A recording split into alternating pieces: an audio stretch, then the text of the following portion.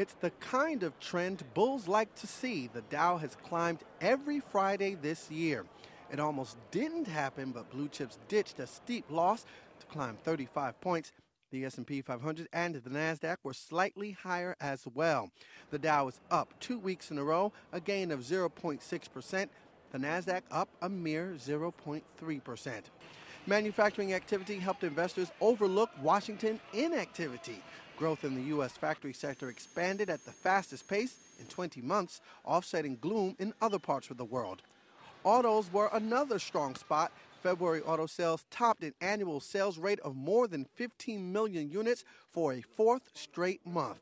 The industry hasn't seen that in 5 years. February's sales gains were a bit of a surprise given the run-up to forced spending cuts in Washington and higher payroll taxes at home. But according to Jeremy Anwell at Edmunds.com, executives from car companies and large dealers say getting consumers to close the deal was not easy. So the numbers are pretty good, but the amount of effort, and this, obviously it's not a bad thing to have to be working hard to make sales, but I think there's enough concern in the marketplace about how difficult it is to kind of hit these numbers that suggests that consumers their inclination is to pull back a little bit, but we just haven't seen that translate into actual sales. So I think we may see some friction in the months ahead. Is Best Buy back from the dead? The world's largest consumer electronics chain lost far less money during the holiday shopping quarter compared to the prior year.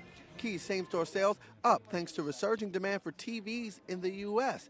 Meanwhile, founder Richard Schultz has ditched plans to take the company private due to lack of financing, and Best Buy revealed a number of other offers were inadequate. So, Best Buy going it alone, and investors bid the stock up 4.6%.